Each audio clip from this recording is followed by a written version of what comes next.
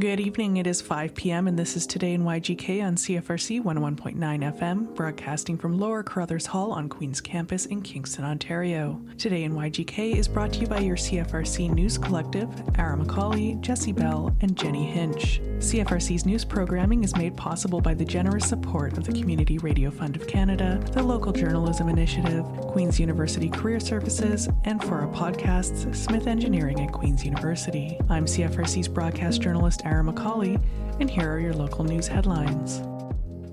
On Friday, the City of Kingston sent out a press release sharing services available to the community as extreme heat continues.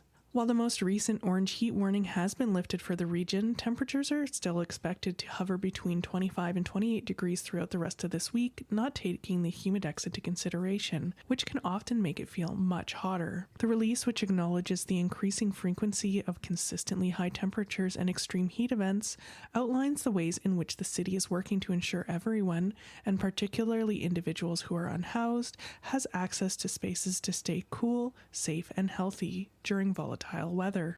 The City of Kingston Housing and Social Services 2026 Summer Response Plan includes information for community members on cooling centres, public washrooms, and street outreach services, as well as a water distribution program which involves partner agencies, volunteer groups, and street outreach picking up and distributing water as needed. In the release, Jane Hartley, Director of Housing and Social Services, stated that everyone is aware and very concerned for the welfare of individuals who are living outside in conditions that in some cases have been completely unpredictable, especially in recent days. We really want to keep people safe and let them know that there are services where they can come in from the extreme heat or stormy weather, whatever it might be. The current list of cooling center locations on the City of Kingston website includes the Invista Center and Cataraqui Center in the West End, Calvin Park Library Branch Midtown, the Central Library Branch Downtown, Kingston East Community Center and Pittsburgh Library Branches in the city's East End, Rideau Heights Library Branch in the North, and Housing and Social Services at 362 Montreal Street. Hours for each location vary, though most outside of public library branches, which are closed on Sundays, are open every day. Evening shelter, however, is a real challenge as the latest center closes at 9 p.m. and most emergency shelters operate at or very near full capacity. A Kingston community member's Reddit post following last week's tornado warning in Kingston highlighted the elevated risk to unhoused individuals of extreme weather events beyond just heat, with images of the Bell Park encampment showing several tents destroyed by high winds and falling branches. While no major injuries were reported, it was reported that one individual sustained a likely concussion after being struck by a branch while sheltering in place in their tent. According to Environment Canada, the safest thing you can do during a tornado is to get as close to the ground as possible and protect your head and watch out for flying debris. Most deaths and injuries occur when buildings collapse or when people are struck by flying debris, especially glass. If you are indoors, the safest place is the lowest and most central room, preferably a basement or cellar. They advise that you get under a sturdy piece of furniture and use your arms to protect your head and neck. Do not open windows and do not use elevators. If you find yourself outdoors, get inside right away if possible. And if you can't get inside, lie flat in a ditch or sunken ground and cover your head with your hands.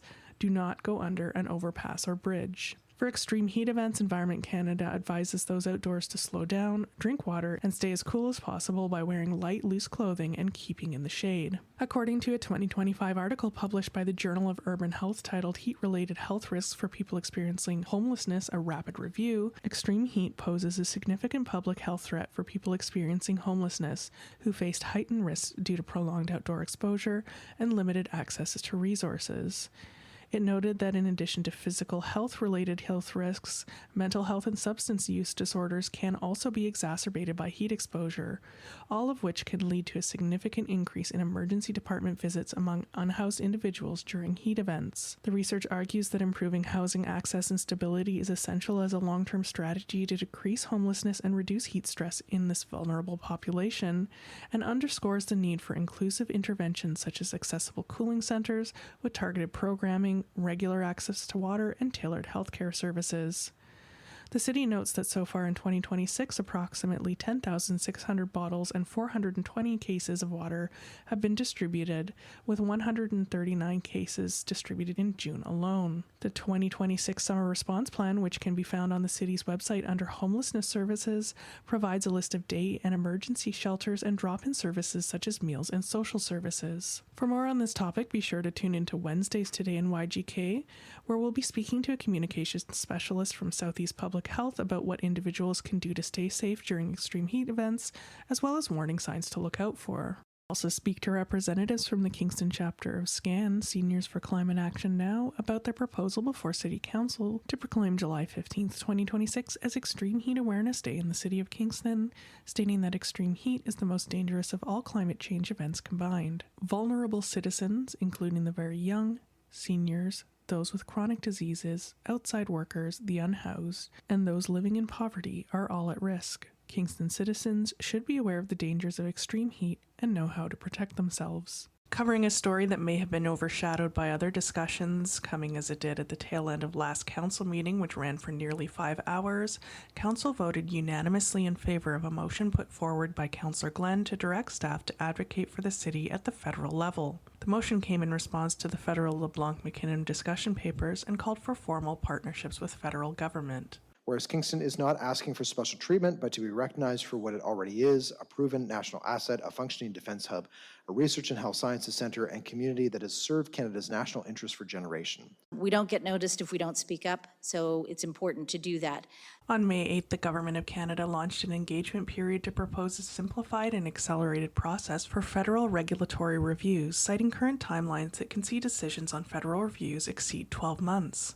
The government claims the reforms will speed up building projects, increase efficiency, and allow for larger-scale activities, while still being mindful of environmental concerns and the rights of Indigenous peoples. The high amount of early feedback for the new processes led the government to extend the initial engagement period to July 22nd, after many stakeholders asked for the opportunity to provide input on the reforms. The motion passed at Council directs staff to submit formal written responses to the federal LeBlanc-McKinnon discussion papers, including a request for the federal government to establish a formal partner community framework with the City of Kingston to coordinate national investments with municipal infrastructure capacity and planning. Councillor Glenn spoke to the motion, citing the impacts and opportunities these changes bring, and argued why advocacy beyond the federal Canadian municipalities, FCM, is required. So the reason for this motion is that things are moving very quickly. And as a city, I think it's incredibly important that we make sure that we are advocating appropriately for Kingston. So although advocacy is happening through FCM, and yesterday I co-chaired the Defense Task Force second meeting, and I had CAO Hurdle attend with me. So we were able to speak with Chief of Staff General Kerrigan, and also with Assistant Deputy Minister Pete Hammersmith, and municipal councillors from across the country. The impact that this is going to have on our city is real, but the opportunity before us is also enormous.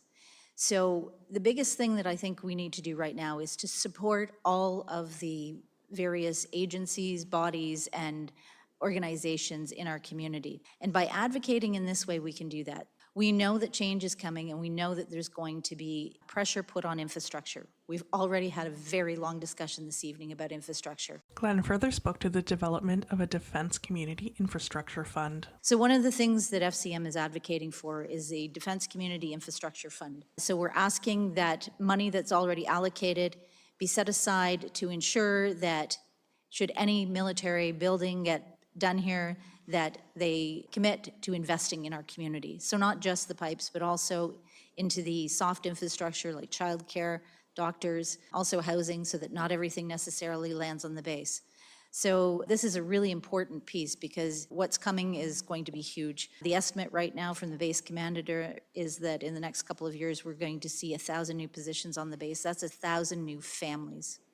In addition to that, others coming from headquarters. So quite a number of people. And then there'll be all the supports that go along with it. The motion points to the City of Kingston's position at the intersection of national economic and security architecture, citing Canadian Forces Base, CFB Kingston, the Royal Military College, RMC, Queen's University, Kingston Health Sciences Centre, a growing cybersecurity and AI sector, and Kingston's designation as the 5th busiest Via Rail station in Canada. The federal government has earmarked $81.8 billion in new defense spending through Budget 2025 and $6.6 billion in targeted industrial investment, including the Alto high-speed rail project through the Defense Industrial Strategy. One of the positions that I think is important for us to take is to flag our interest in being a trade corridor. So the LeBlanc-McKinnon papers are very specific on this. I think it's important for us to put our names forward and say that we really want to do this. And last but certainly not least, we have talked ad nauseum about rail. Now is the time to also emphasize how critically important it is that we have appropriate rail service to Kingston.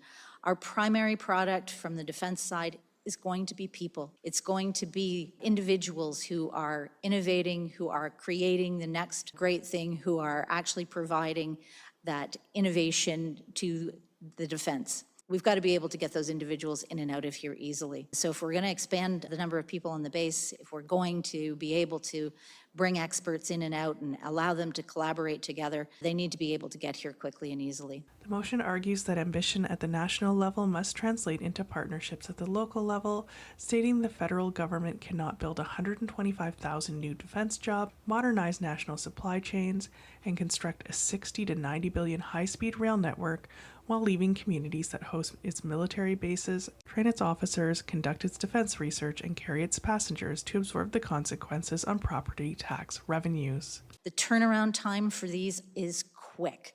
Everything is going to move at light speed. So the Kingston Economic Development Corporation has already had a meeting by the base with several military community members attending to speak to small and medium-sized businesses about how they can engage and how they can benefit from what's to come. So it's important for us, again, to provide that support by indicating our interest in being partners.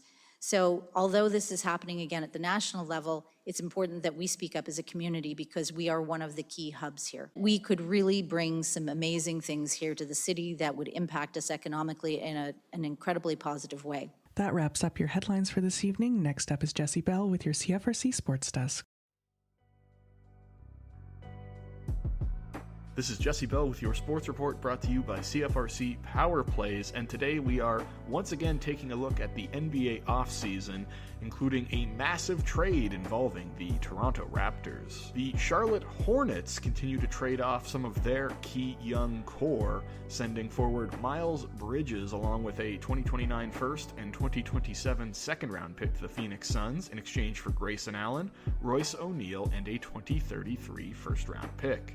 For the Hornets, who also traded star point guard LaMelo Ball last week, this is a confirmation that they plan on building their team around their forward duo of Brandon Miller and Con Knuppel. The Memphis Grizzlies and Portland Trail Blazers have agreed to terms on a trade centered around Memphis's star point guard Ja Morant. Morant, a former Rookie of the Year, has suffered a number of injuries and suspensions over the last 3 seasons, drastically decreasing his trade value.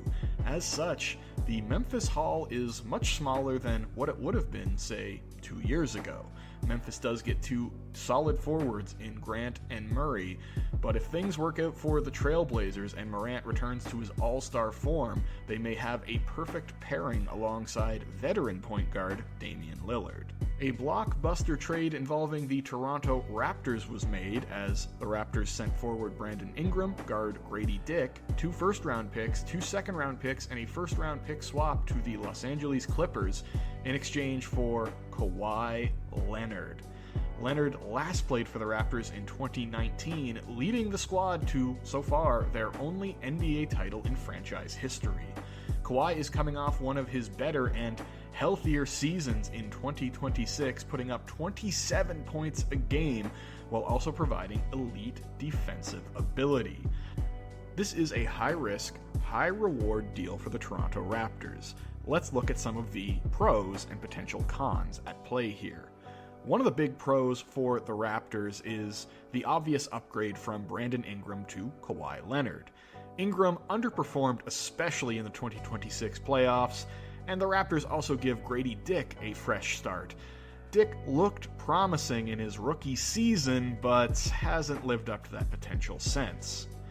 Now, when Kawhi Leonard is healthy, the Raptors will have a top 10, arguably top 5 player on their roster, but health has not been a strong point over the last couple seasons for Leonard. When he's in the lineup, he will form one of the most defensively versatile front courts in the NBA alongside Scottie Barnes and Colin Murray-Boyles. That's when he's healthy. It's also worth noting that Kawhi Leonard could be facing possible discipline from the NBA for his role in the aspiration tree planting scandal. To make a very long story short, Leonard was essentially given a no-show job with a charitable organization as a way to circumvent the NBA's salary cap by the Clippers owner, Steve Ballmer. Now, it's more likely that the NBA will focus their discipline on the Clippers organization rather than Kawhi Leonard, but nothing is a guarantee. The last time Leonard played for the Raptors, he was integral in taking home the franchise's first, and so far only, NBA title. Can he rekindle that 2019 magic? Or will the Raptors find themselves in a Brooklyn Nets-type situation where they make a massive trade involving a number of future draft picks for a superstar, only for that superstar to barely play, and worth noting, he's only on a one-year deal, leave the organization again? It's high risk, high reward. This trade will either make the Raptors or break the Raptors. That's a wrap for your sports report brought to you by CFRC Power Plays. Coming up next, your traffic and weather reports for the Kingston region.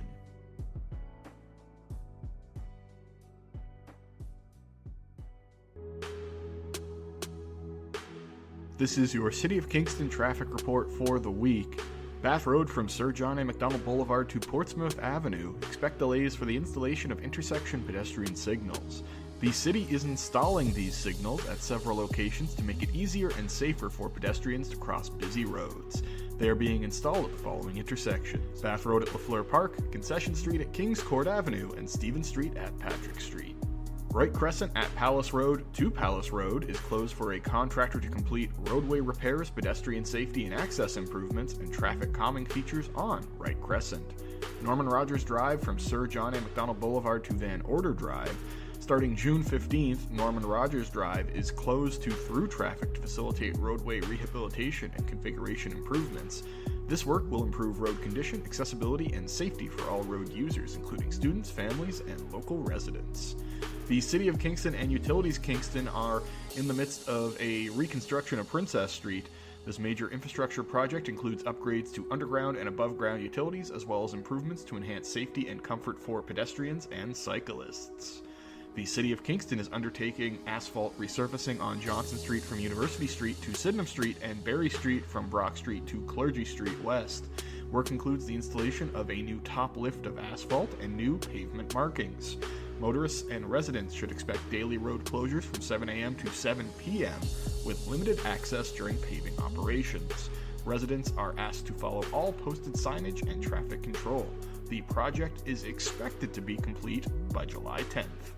Berry Street from Queen to Queen is closed for construction-related activity at 283 Queen Street, and Aberdeen Street from Johnson to William is closed to accommodate construction activity and staging.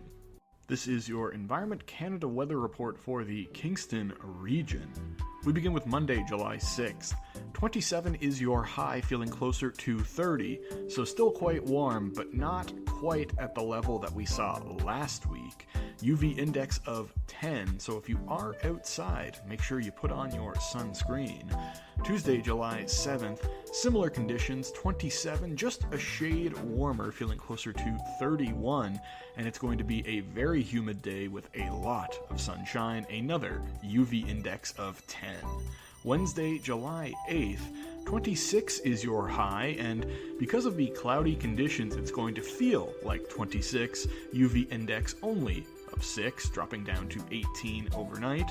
Thursday, July 9th, 27 is your high with a mix of sun and cloud in the morning, becoming more cloudy into the afternoon. There is a possibility of rain, but it's only hovering around 17%, so it looks like it'll be another dry day here in the city of Kingston.